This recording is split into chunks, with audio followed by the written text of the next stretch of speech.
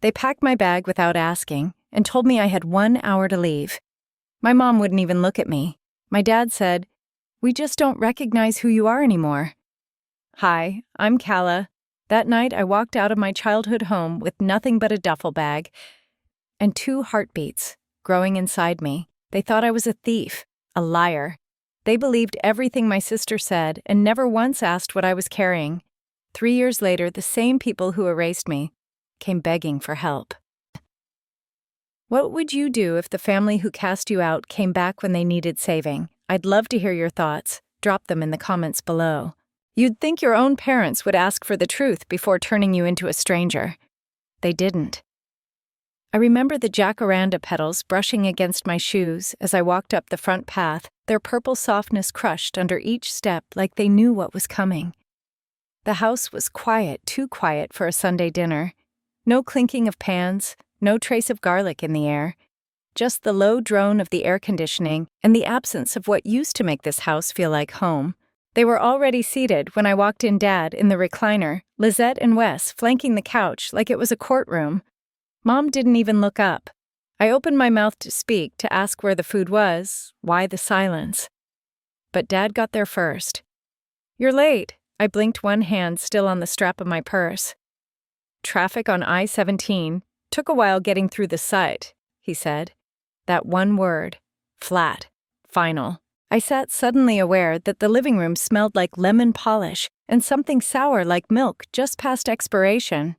Wes reached into a manila folder and slid a sheet of paper across the coffee table.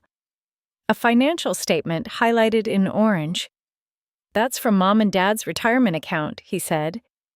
"You've been pulling money." I frowned, leaning forward. "What are you talking about?" Lizette didn't wait. "Don't play dumb.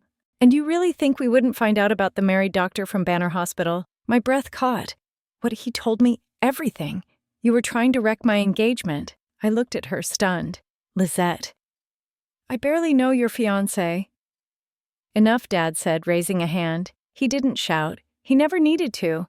His disappointment was sharper than any scream. Mom finally spoke, voice soft, eyes lowered. "You've changed, Calla. We don't recognize who you've become." That stung. Not because it was harsh, but because it sounded rehearsed. "You're just throwing accusations at me," I said, trying to steady my voice. "Not one of you has asked me if any of this is true." "We talked," Dad said. "We made a decision. It's best if you leave tonight." "Tonight," I echoed. Wes gestured toward the hallway. "We've packed a few things. Your bag's by the door." I didn't move. I wanted to believe it was a joke, some cruel performance they'd pull the curtain on, but Lizette just stared chin-tilted like she'd won something. Mom twisted her wedding ring in silence. I stood slowly, knees stiff like they'd aged a decade in 5 minutes. I didn't speak. What could I say? The hallway smelled of cedar and old photos. On my way out, I passed the garage. Dad was there, throwing something into the bin beside the old workbench. I glanced down and saw it a cracked photo album, the one Grandma June made for me in high school. "You're tossing that?" I asked, already knowing the answer. He shrugged.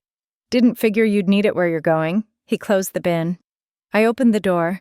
The sun had started to dip behind the neighbor's roof, casting long shadows on the street. My car felt like it belonged to someone else. I drove without aim, the steering wheel too warm in my palms, the streets all looking the same. By the time I pulled into the parking lot of a dusty roadside motel off Van Buren, I couldn't remember how many lights I'd stopped at. The check-in clerk didn't ask questions, just handed me a key card and mumbled something about the AC being loud but functional. The room buzzed when I opened the door.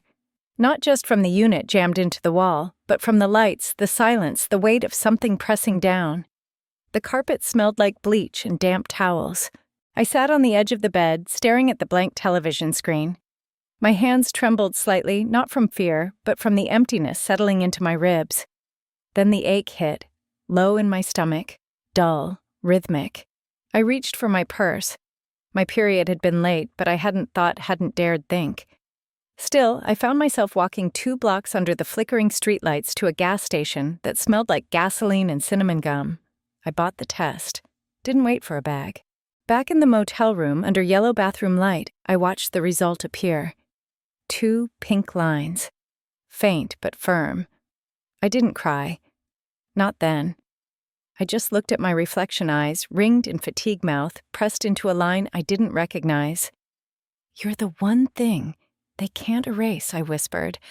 My palm drifted to my belly. Outside, traffic rolled by in a slow hum. Inside, the buzzing continued, but it felt less empty now. I pulled the motel blanket over my lap, the photo album still flickering in my memory like a reel left running too long. I was alone, but not entirely. The suitcase they packed for me had 2 shirts I never wore, a half-used bottle of dry shampoo, and no clue I was carrying twins. The motel room smelled of bleach and old hope, the kind of place where the carpet stayed damp no matter how long the air conditioner ran. I lay awake that night, one hand under my head, the other tracing lazy circles just below my ribs. I hadn't told anyone, not about the test, the cramping, the exhaustion settling behind my eyes. Maybe because the silence felt cleaner than any response I'd get. Or maybe because I didn't know how to hold something so new while still bleeding from what I'd lost. Sometime near midnight, I reached for my duffel and found it by feel. Wedged between my sandals and a tangled charger was the diary I hadn't touched since grad school. Black leather edges worn soft. I pressed my thumb to the front before flipping it open. My handwriting stared back neater then, smaller, hopeful. March 12th. Wes asked about the CRISPR segment, nodded a lot while I explained, then recited it word for word during our pitch. Professor said it showed initiative. I remembered that day. I remembered standing in the back of the auditorium while my name disappeared. Wes smiled like he'd built the whole thing from scratch. Dad printed the article. Mom said, "Finally, he's finding his place." Another page. Grandma gave me the bracelet today. Lizette saw it and laughed. Said Grandma felt sorry for me since I wasn't pageant material. The ink had smudged slightly, like even the memory was ashamed to stay on paper. I turned to the wedding entry, the one I'd always skipped. Mike cut out right after, "Thank you all for being here." Lizette laughed, waved it off, called it a glitch. The mic worked fine for her. Funny that. My eyes lingered on the page. I could still see her shimmering in white, toasting herself. I'd been seated near the speaker's 4th row. No one had noticed my silence. But Grandma did. She always had. She never wore much jewelry, but she loved that sapphire ring. One night after a storm, she pulled me aside in the kitchen, her hands still damp from drying dishes. "This one's for you," she whispered, slipping it into my palm. "You see people, Calla. Not just what they want from you. That's a rare thing." I kept it tucked inside a hollowed-out book in my dorm room. Lizette never knew. Not until the will reading when she showed up already wearing it. "Grandma said it belongs to the first daughter to marry," she told the room. No one corrected her. That night in the motel, I pressed the diary shut and let my hand fall to my stomach. The cramping had stopped. The weight hadn't. "You're mine," I whispered. "You're not for them." The AC hiccuped, then resumed its hum. Outside, a car door slammed. Inside, my phone buzzed once against the nightstand. I hesitated before flipping it over. "Ellis, coming to Phoenix. If it's true you're not alone." I hadn't told him. I didn't know how he knew. Maybe some truths hum loud enough to be felt across state lines. We hadn't spoken in weeks, not since he left New Haven. We weren't technically anything. We never said the right words at the right time. But I remembered the way he noticed things, the way I chewed the inside of my cheek when I was lying, or how I always corrected scientific analogies under my breath. He once said, "You edit the world as you go." He meant it kindly. A knock came at the door, not loud but steady. I froze. Every instinct said to pretend I wasn't there. But something steadied my feet. When I opened it, he was there. Same gray hoodie, same look in his eyes. Not searching, not disappointed, just present. We didn't hug. He didn't ask what had happened. He didn't say I heard. Instead, he stepped aside slightly and asked, "Want to get out of here for a while?" It wasn't a rescue. It wasn't romance. It was space. And for the first time in a long time, I didn't feel like I had to fill it. I grabbed my coat, slid the diary into my bag, and followed him out into the quiet October night. The company began at a wobbly desk in the east wing of the Phoenix Public Library between the flicker of a humming fluorescent bulb and a promise I whispered over cheap pad thai. Ellis found the apartment in late January. It was small, sun-choked in the afternoon, and smelled like ground coffee, dry books, and printer ink, the kind of place that made no promises and demanded nothing in return. It was perfect. Most mornings I left before the sun rose fully. The twins were still just soft movements under my ribs, fluttering like paper against wind. I'd ride the bus to the library with a half-warm thermos and a notebook, where every page had a corner folded down. I claimed a table near the back where the heat vents ticked like a metronome, keeping time no one else heard. The desk wobbled slightly to the left. I shoved an old Science Digest beneath the front leg and never moved it again. That's where I filed the LLC Vericel Biosciences. No fanfare, just a soft click on a dusty keyboard and my name in sans serif at the bottom of the confirmation page. When it asked for an emergency contact, I typed Ellis Whitmore, then hovered finger-stiff above the return key. After a breath, I pressed enter. It felt small. And also like everything. Most days, I worked in layers, grant language, then data modeling, then technical narratives. I built Vericel out of what Lizette tried to erase charts. She never understood conclusions. She never authored. My files were meticulous, time-stamped, dated long before her foundation was even a rumor. Ellis didn't hover, didn't check in. He just brought dinner at 6, sometimes 7, and left a mug of tea near the power strip when I forgot to drink water.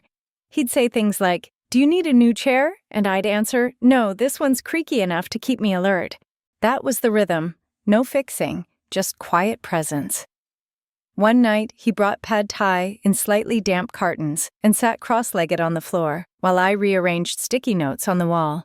Yellow ones for deadlines, blue for lab milestones, pink for questions I hadn't solved.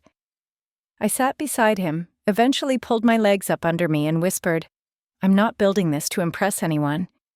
He didn't look up, just nodded like he knew the rest was coming. "I'm building this," I continued, "because I won't let them take my name again." He held out his chopsticks like a toast. "Then make them spell it right." After he left that night, I tore a page from my journal and wrote 2 names in soft pencil, Leona, Orion. I folded the scrap, tucked it behind the business license copy, and pressed it flat. Names don't mean much until they're held, but writing them down felt like choosing a future instead of surviving the past. The next day, I had my first investor pitch, some downtown startup incubator, where they served kombucha on tap, and everyone's lanyard hung like medals. My pitch was sharp, technical. I'd practiced it in front of the bathroom mirror in the bus window's reflection into a coffee mug. But when I finished, a man in a crisp blazer leaned back and said, "We've seen enough solo founders trying to prove something." The way he said solo made it sound like hysterical. I nodded too tightly, walked out with my hands jammed in my coat pockets. At the elevator, a woman with bright red glasses touched my elbow. "You didn't hear this from me," she said, "but there's a showcase in April. Healthcare Innovations. Your work belongs there." Then she smirked. "Word is, Merit Foundation's one of the lead sponsors."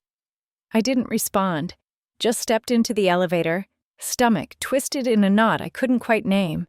That night I clicked through the event website. There it was, Empowered Health Futures 2020, sponsored by the Lizette Merit Foundation. Below her name, a quote from my thesis verbatim. "Innovation begins in spaces women are often denied access to. No attribution, no mention, not even a footnote." I didn't rage. I didn't call Ellis into the room. I simply opened a new slide deck, chose a white background, bolded the title, and typed Founder Calla Merritt, Ph.D., in progress. Then I saved the file, twice. Sometimes rebirth doesn't come with flames or music. Sometimes it begins on a sticky keyboard under library lights, while tea grows cold beside you, and 2 names rest quietly in your bag, waiting for their story to begin. I didn't plan to speak about Lizette. I didn't plan to speak at all. But then I saw the banner. It hung at the entrance to the conference hall, 10 feet tall, backlit by soft panels, the silk stretched so tight it made the air hum. In elegant gold font, Empowered Women Building Health Futures. Below it, sponsored by the Lizette Merit Foundation. And then, the quote. Innovation begins in the spaces women are too often denied access to. It was mine, from my 2020 thesis abstract. I hadn't whispered it to anyone. I had written it during a stretch of nights when the twins had been nothing more than a shape I could feel before I could name them. I had typed it, retyped it, sent it in a funding proposal. Now it floated there, laminated in praise, attributed to no one. I didn't say anything. Not to the woman in registration who handed me my badge.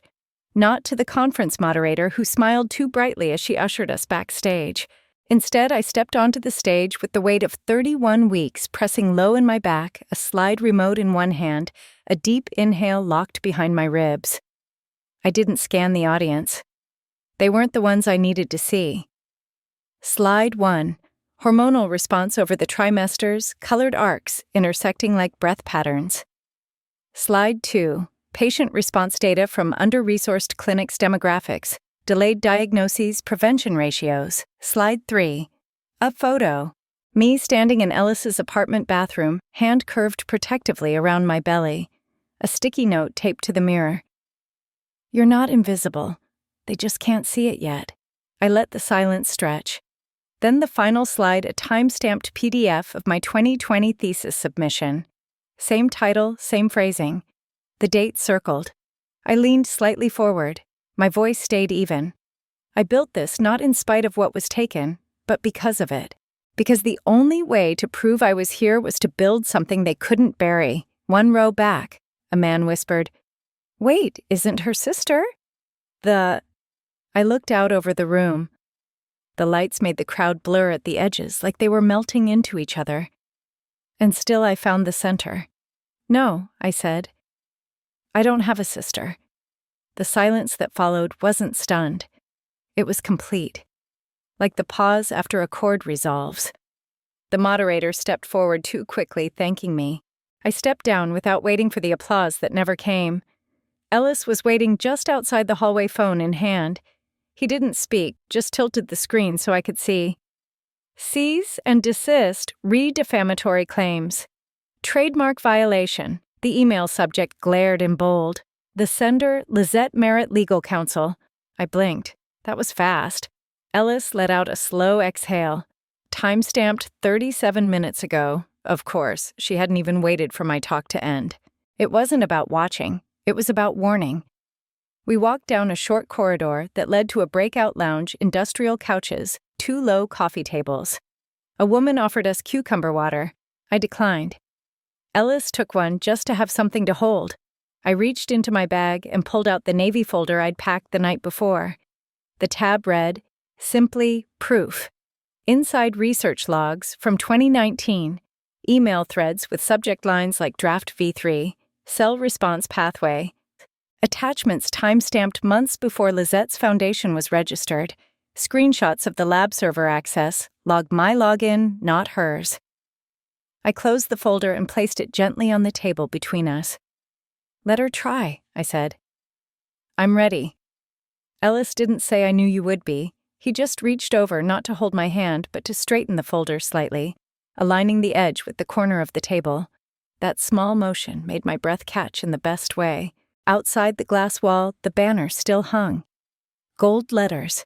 No truth. But inside this room, there was no applause. No stage.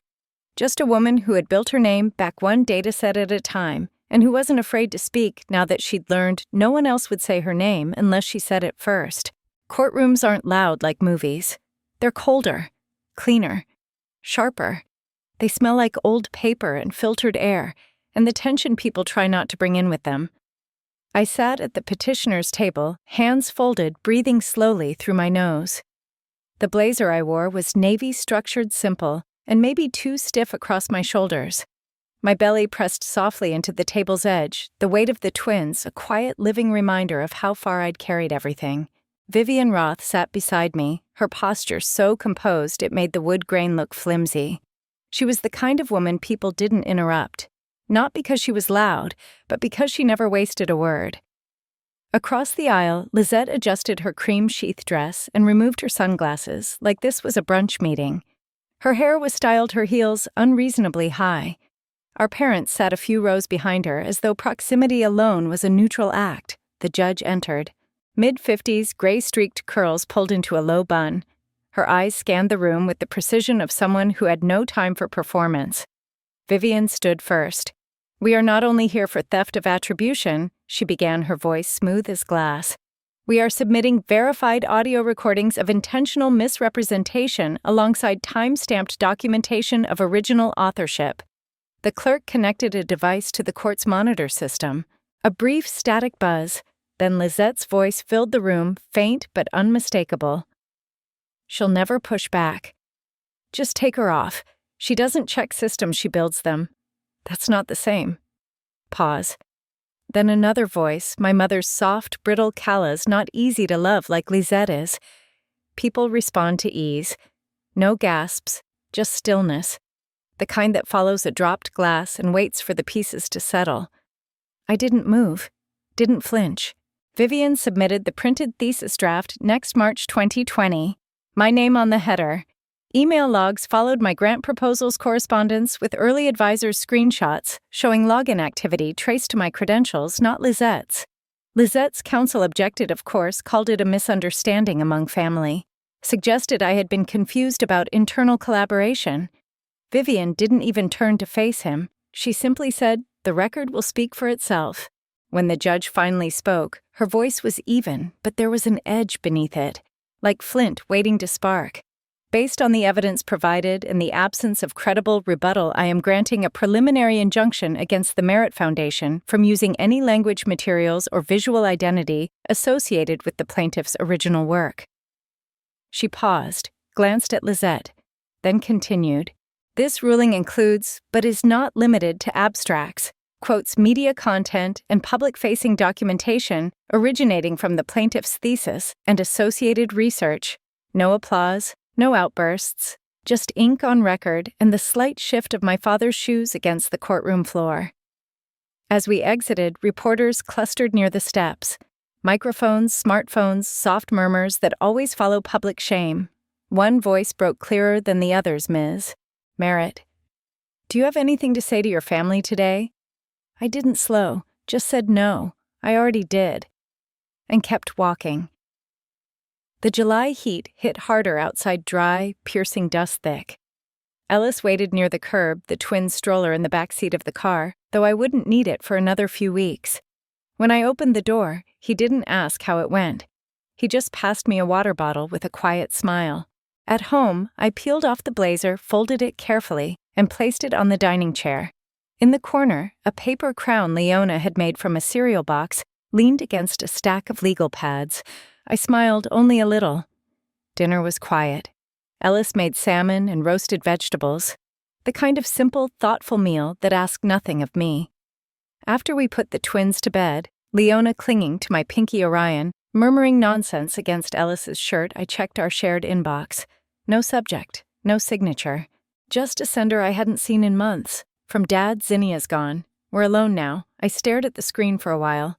The cursor blinked beneath the message like it expected me to answer. I didn't.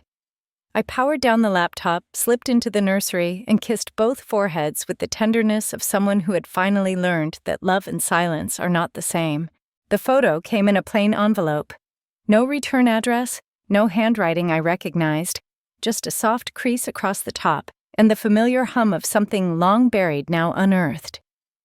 I opened it on the back patio sunlight, warming the flagstones beneath my feet. Leona was crouched beside the lemon sapling, pressing soil around the base with both hands like she was shaping something sacred. Orion had already wandered off to poke at ants with a stick, narrating their movements like a naturalist with a toddler's lisp. Ellis was tying the last knot on a wooden swing suspended from the pergola beam. He looked up when the envelope rustled in my hand but didn't say anything. He knew enough to let silence speak first. Inside the envelope was a photo I hadn't seen since I was 9. Me in a hand-sewn blue dress standing awkwardly beside Grandma June, who wore lavender and smiled like she knew the camera couldn't catch everything she wanted to say. I remembered this photo. Or rather, I remembered what had become of it. In the family albums, the one pinned to the living room bulletin board, I was always missing from this moment, cropped, a corner of my dress visible beside Grandma's elbow, a sliver of my hair mistaken for glare. But here I was, full uncut, a little off-center, a little unsure, entirely there. On the back in smooth pen. This version matters. See no name, no date. I didn't cry. I didn't need to. I walked into the house, past the kitchen where the dishwasher hummed low, past the nursery now turned playroom, and into my small office. On the wall above my desk were neatly framed grant approvals lab progress sheets and the first Vericel trademark certificate. I pinned the photo between the investor thank you letter and a tiny drawing Leona had scribbled in crayon, a sun with 3 smiling stick figures beneath it. Then, I opened my laptop. The clinical trial proposal was nearly ready. Just needed one more adjustment under dedication. I'd left the line blank for weeks. Not because I didn't know what to say, but because I wanted the reason to settle fully. I typed for Susan Merritt, not out of loyalty but legacy. Not all mothers get to finish what they started, but I could take the thread she never held long enough and make something whole with it. That night, after bath time and bedtime stories about planets and owls and the color green, I kissed both twins on the forehead. Leona murmured, "I'm not tired," with her eyes half closed. Orion had already drifted off his cheek, pressed against the dinosaur sheet like it held secrets. In the kitchen, Ella stirred honey into chamomile tea, then gestured toward the whiteboard above the fridge. I smiled. The formulas hadn't changed much, but we both liked knowing they were there. Ideas in progress, evidence of motion. Before sleep, I checked my email one last time. A thread from 6 months ago blinked in my starred folder. Investor note. We believed you before we knew your last name. It had come from a mid-tier backer in Oregon, someone who read my early pitch deck and said, "You wrote like someone who knew being erased wasn't the same as disappearing." Back in my office, I glanced at the sticky note pinned above my monitor, founded by Calla Merritt, PhD in progress, because being erased doesn't mean you disappear. I sat for a moment, letting the stillness wrap around me, not as a weight, but a shelter, the kind of quiet that doesn't ask you to speak, the kind that lets you belong to yourself. Outside, the swing creaked slightly in the breeze. The lemon sapling shifted gently in its planter box. There was no music, no applause, just the faint smell of soil and jasmine drifting through the window screen. I pressed my palm against my belly, flat now, but still marked with memory, and whispered, "We're okay now, all 3 of us, not as a hope, but as a fact." They erased me once, but I grew roots where they left cracks. Sometimes healing doesn't arrive like a thunderclap, it shows up as a lemon sapling in your backyard, or a photo that proves you were never invisible. That afternoon, with soil on my hands and sunlight warming my shoulders, I realized I had grown something real. Not in spite of what I lost, but because of what I refused to let die. They once called me too quiet, too difficult, too much. But the truth is, silence can be powerful when it's filled with purpose. Sometimes the greatest inheritance we can leave behind isn't money or names, it's the choice to begin again with grace. And if we plant ourselves deeply in truth, even the most broken ground can grow something worth tending. If this story reminded you of someone you've loved, lost, or chosen to become, I'd be honored to hear your reflections. Feel free to share your thoughts or tell me what home means to you now, because in the end, maybe all any of us really want is to know we were seen.